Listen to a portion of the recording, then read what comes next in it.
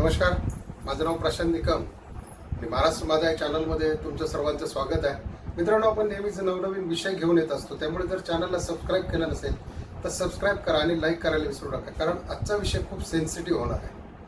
थंबनेलवरून तुमच्या विषय लक्षात आला असेल की काळ्या पाण्याची शिक्षा म्हणजे काय काय आहे नेमकं, किंवा काय होती ही काळ्या पाण्याची शिक्षा. जे आपले फ्रीडम फायटर, क्रांतिकारी किंवा जे स्वातंत्र्यवीर होते त्यांना देण्यात आली, ही काय होती. म्हणजे ज्याच्यात सावरकर असतील, उत्तेकर असतील, सान्याल असतील, असे बरेच आपले जे क्रांतिकारी आहेत किंवा स्वातंत्र्यवीर आहेत, यांना ही शिक्षा देण्यात आली. हे जर शिक्षेचं स्वरूप जर तुम्ही ऐकलं मित्रांनो, अक्षरशः काळीच हेलावून टाकणारी ही शिक्षा होती. तर ही काय शिक्षा होती, किंवा हे अंदमान निकोबार वरती हे जेल का झालं, तर आपण पाहूया मित्रांनो. ज्यावेळी 1857चा उठाव इंग्रजांच्या विरोधात झाला, त्या उठावानंतर इंग्रजांनी काय ठरवलं की 1958 साली, 1858 साली, तर इंग्रजांनी ठरवलं की आता ह्या लोकांना इथं ठेवायचं नाही, तर त्यांच्यासाठी एक सेपरेट जेल तयार करायची की यांची कोणी प्रेरणा घेतली नाही पाहिजे, यांची भेट झाली नाही पाहिजे, यांचा पत्रव्यवहार झाला नाही पाहिजे, आणि यांना आजीवन कारावास द्यायचा. म्हणजे त्यावेळेस स्वातंत्र्यवीर जे सावरकर आहेत त्यांना सुद्धा 50 वर्षाची शिक्षा झाली होती त्यावेळेस. तर मित्रांनो, हे ठिकाण आहे भारतापासून 1255 किलोमीटरचे अंदमान निकोबार बेट आहे. तिथल्या अंदमानवरती हे जे जेल आहे, काळ्या पाण्याची शिक्षा ज्याला आपण सेल्युलर जेल म्हणतो, हे या ठिकाणी त्यांनी बांधण्यात आलं. तर याची सुरुवात झाली 1883 रोजी आणि ते पूर्ण झालं 1906 रोजी.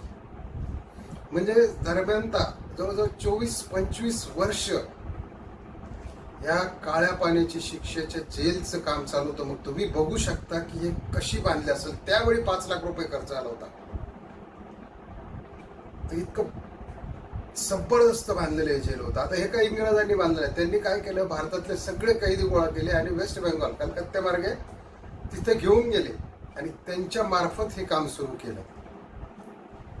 तर आता आपण पाहूया की याच्यामध्ये आपले जे स्वातंत्र्य सेनानी आणले होते त्यांना कशा प्रकारे शिक्षा देत होते. तर आपण स्टेप बाय स्टेप बघणार आहोत की त्यांना कशा पद्धतीने शिक्षा झाली किंवा काय. आता हे जे सेल बांधलं होतं, सेल्युलर सेल, तर याच्यामध्ये 693 अशा 13x8च्या रूम होत्या. म्हणजे प्रत्येक रूम मध्ये फक्त एकच कैदी. आता आत्ताच्या ज्या कायद्यांना शिक्षा होते ती काय होते, 14 वर्ष किंवा 20 वर्ष. पण तिथे कसं होतं, आजीवन कारावास, म्हणजे मरेपर्यंत तिथंच राहायचंय. तर त्याच्या आधी एक वायनर म्हणून जे बेट होतं त्या ठिकाणी कैद्यांना गोळा करून ठेवलं होतं. त्यावेळेस तिथून 2800 कैदी पळाले होते. तर त्याच्यामध्ये या इंग्रजांनी आपल्या 600 कैद्यांना पकडून फाशी दिली. काही बुडाले आणि एक साईडने जंगल होतं, समुद्र साईडने जे गेले ते बुडून मेले, आणि ज्या साईडने जंगल होतं त्या साईडला आदिवासी होते, आदिवासींनी त्या कैद्यांना मारलं. म्हणजे आणि जे 600 यांनी पकडून आणले होते त्यांना असे 3-3 करून त्यांना फाशीची शिक्षा देऊन टाकली होती. म्हणजे इतकं भयानक केलं होतं. आणि त्यानंतर हा कन्सेप्ट उदयाला आला की ही जेल अशा पद्धतीने पाहिजे. तर ह्या अशा 693 रूम, त्याच्यामध्ये रात्रीच्यासाठी फक्त एक लघुशंकेसाठी एक खापरी भांड ठेवलेलं असायचं. त्याच्यानंतर तुम्ही कितीही बोंबला रात्रभर, तिथे तुम्हाला कोणीही उघडणार नाही. सकाळी सकाळी त्यांना वर्कशॉपमध्ये घेतलं जायचं, सकाळी 6 ते 10. म्हणजे जे आता आपण जे लाकडी घाणे म्हणतो, त्यावेळी पूर्वी लोखंडी घाणे होते आणि यांना फक्त टॉवेलवर असायचे आणि उन्हात सकाळी 6 ते 10 त्यांना झोपायचे. आणि त्याच्यानंतर कशा तरी 1-2 रोट्या द्यायचे. आपण बोलू जेवणाविषयी काय आहे काय नाही याच्यामध्ये तर थोड्या वेळाने. तर त्याच्यानंतर सुद्धा झोपायचे. आणि जर 14 लिटर तेल जर यांनी काढलं नाही तर त्याला रात्रभर तिथं काम करावं लागायचं. आणि तो जो घाणा आहे तो फिरवत असताना तुम्हाला लघवीला आली तरी त्या ठिकाणी कुठलीही सुट्टी नव्हती, कारण दिवसात 3च वेळा लघवीला सोडायचे, ते सकाळ दुपार संध्याकाळ.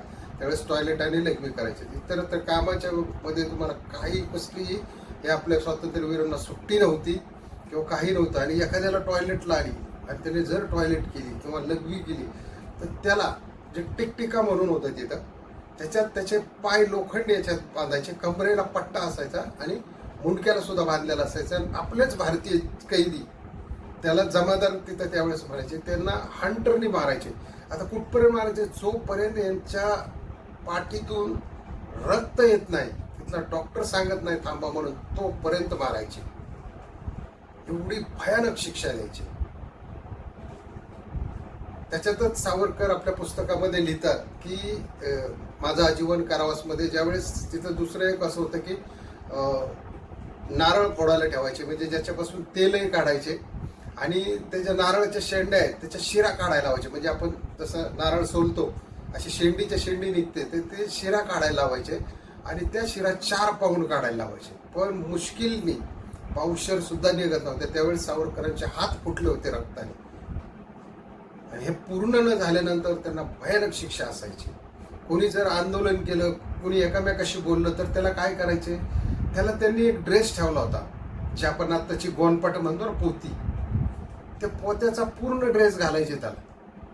रात्रभर त्याचं अंग खाजवत असायचं आणि त्याला चौकात असा टांगून ठेवायचे लटकून तिथे, म्हणजे झोपून पण द्यायचे नाही. 2-2, 3-3 दिवस असं उभा करायचे बांधून तो ड्रेस घालून. म्हणजे किती अंग खाजवलं तरी त्यांना कुणाला खाजवता आलं नाही पाहिजे. इतकं भयंकर शिक्षा, इतकं भयंकर टॉर्चर की अक्षरशः, म्हणजे त्यावेळेस जेलमध्ये आतमध्ये लालटेन लावायचे, अंधारच असायचा. त्यावेळेस कैदी काय करायचे, बऱ्याच वेळा तो कंदील घेऊन पेटून आत्महत्या करायची तिथं. त्यांनी काय केलं, तो लालटेन पण आतमधला काढून टाकला, म्हणजे कंदील त्याला आपण म्हणायचो, तो कंदील पण आतमध्ये ठेवत नव्हते. म्हणजे इतकं भयानक पद्धतीचं टॉर्चर तिथं त्यांना केलं जात होतं. त्याच्यातच काकोरी कटातले आपले सान्याल सुद्धा तिथं आले होते, ज्यांनी जे रेल्वे लुटली होती, त्यांना सुद्धा त्या ठिकाणी फाशी देण्यात आली होती. आता फाशीसाठी जर एक माणूस असेल तर त्याला कालकोठडी वेगळी बनवली होती, 3 कालकोठड्या बनवल्या होत्या, तर त्याच्यामध्ये ठेवायचे. जोपर्यंत 3 होत नाही, ॲट अ टाइम 3 लोकांना एकदाच फाशी द्यायची. मग तिथून डॉक्टर मृत घोषित करून त्या मृताची विल्हेवाट लावायची. आता दुसरी गोष्ट, यांना खायला काय होतं मित्रांनो, किंवा आंघोळीला काय होतं. तिथं आंघोळीला समुद्राचंच पाणी असायचं आणि तिथला वॉर्डन सांगल तेवढंच मिळायचं. म्हणजे बघा, समुद्राचं पाणी शिवाय जेवढं पाणी जो वॉर्डन सांगेल तेवढंच पाण्याने आंघोळ करायचे. आणि जेवणात ज्यावेळेस सकाळी तांदळाची पेज यायची, त्यावेळेस सावरकरांनी सांगितलं की डोळे उघडे ठेवून तर आपण खाऊच शकत नव्हतो, डोळे झाकून त्यात आळ्या असायच्या. अक्षरशः त्या डोळे झाकून आळ्या खाऊन जगावं लागायचं. आणि जेवणामध्ये कसल्या तरी किडे असायचे त्या रोट्यात, आणि जंगलातून ज्या भाज्या कापून घेऊन यायचे, त्याच्यामध्ये बऱ्याच वेळा म्हणजे सापाचे तुकडे वगैरे हे ते. तिथले वॉर्डन लोक म्हणजे खायचे तर खा, तुम्ही काही मरत नाही. म्हणजे इतकी भयानक परिस्थिती तिथे, एवढं टॉर्चर केलं जायचं. आणि जेल तर अशा, म्हणजे जेलचे जे रूम्स बांधल्या होत्या, म्हणजे ह्या कैद्याला तो कैदी दिसत नव्हता, एक उलटे तोंडाची, एक समोरून. म्हणजे तुम्ही बघू शकता की याच्यात एकमेकांना पाहता सुद्धा येत नव्हतं. आणि जरी एकत्रित शिक्षा असली तरी तिथं एकमेकाशी बोलल्यानंतर सुद्धा हंटरने फोडून काढलं जायचं.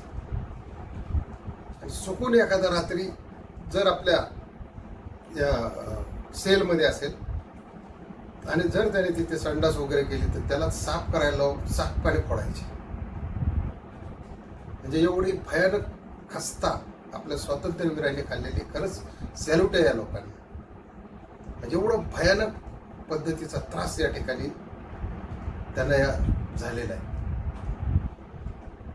तर मित्रांनो, 1938ला हे सगळं बंद झालं.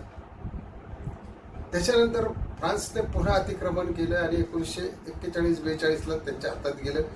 त्यांनी सुद्धा आपल्या लोकांना इतका त्रास दिला की तुम्ही इंग्रजांच्याच बाजूने आहात, आणि त्यांनी सुद्धा भरपूर टॉर्चर केलं. मग मात्र ज्यावेळी स्वातंत्र्य मिळालं त्यावेळी हे सगळं बंद झालं आणि तिथं असणारे कैदी सगळे सोडून दिले गेले. त्याच्यानंतर आता तिथं फक्त ते म्युझियम म्हणून 30 रुपयाचं तिकीट आहे, ते ऑनलाईन आहे जेल पाहण्यासाठी. अंदमानला.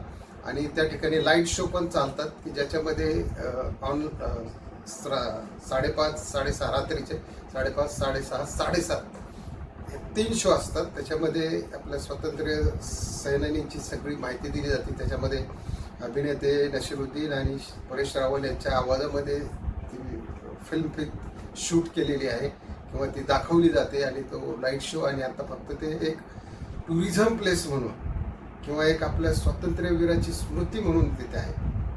आणि दुसरी गोष्ट, आता जे दीपस्तंभ आहेत तिथे, ते सावरकरांचं जे दीपस्तंभ आहे किंवा आणखी कुणाचं आहे जे आपले स्वातंत्र्यवीर आहेत त्यांचं, तर इंडियन ऑइल कॉर्पोरेशन म्हणजे आपली जी IOC आहे पेट्रोलियमची कंपनी, ह्या कंपनीने तिथली देखभाल सुरू केलेली आहे. आणि ती ज्योत रात्रंदिवस चालू असते गॅसवरती किंवा गॅसवरती तिथं बऱ्याच काही चालणाऱ्या ह्या गोष्टी इंडियन ऑइल कॉर्पोरेशनने या ठिकाणी स्वतः स्पॉन्सर करून तिथं सगळ्या गोष्टी अजून जतन केलेल्या आहेत जशाच्या तशा. मित्रांनो, अजून एक तुम्हाला सांगायचं राहिलं, तिथे जे आपले क्रांतिकारी होते म्हणजे त्याच्यामध्ये उल्हासकर सुद्धा होते, उल्हासकर दत्त यांना अक्षरशः वीट भट्टीवरती कामाला ठेवलं होतं तिथे. आणि त्यांना ज्या 2 रोट्या यायच्या त्याच्यातल्या ते वॉर्डनने 2 रोट्या मागितल्या, हिसकावून घेतल्या, यांनी दिल्या नाही म्हणून त्यांना एवढं मारलं, विजेचा शॉक दिला. अक्षरशः 12 वर्ष त्यांनी मेंटल हॉस्पिटलमध्ये काढली आणि शेवटी त्यांचा तिथेच मृत्यू झाला. कारण शिक्षा इथं खूप भयानक होत्या. साधं दळण जरी दळायला लावलं तर 40-40 किलो दळण, जे आपण जुने जाते म्हणतो, त्याच्यावरती ते दळायला लावायचे. आणि ज्यावेळेस तेल काढायला लावायचे तिथं खोबरं चोरलं, खोबरं खाल्लं म्हणून सुद्धा मारायचे. म्हणजे फक्त टॉर्चर. आणि उघड्या उन्हात, वरून काही नव्हतं, वरून ऊन लागायचं, ऊन वारे पाऊस असं काही नाही, फक्त 24 तास टॉर्चर केलं जात होतं. कारण या लोकांच्या डोक्यातून देशभक्ती घालावी म्हणून. आणि जर कुणी आंदोलन केलं तर त्याचं तर काही खैर नव्हते. त्याला लटकून ठेवायचे दिवसभर, रात्रभर, 2-2 दिवस उपाशी आणि लटकून ठेवायचे ते गोंडपाटाचे ड्रेस घालून. म्हणजे एवढं इंग्रज टॉर्चर करत होते त्यावेळी, तरी यांनी सहन केलं. असा मित्रांनो आपल्या या अंदमान निकोबारचा सेल्युलर जेलचा इतिहास आहे. अक्षरशः त्या सगळ्या क्रांतीवीरांना किंवा स्वातंत्र्यवीरांना, फ्रीडम फायटरांना आपला मानाचा मुजरा आहे. आणि आजचा व्हिडिओ कसा वाटला नक्की कमेंटमध्ये लिहा. जय हिंद, जय महाराष्ट्र.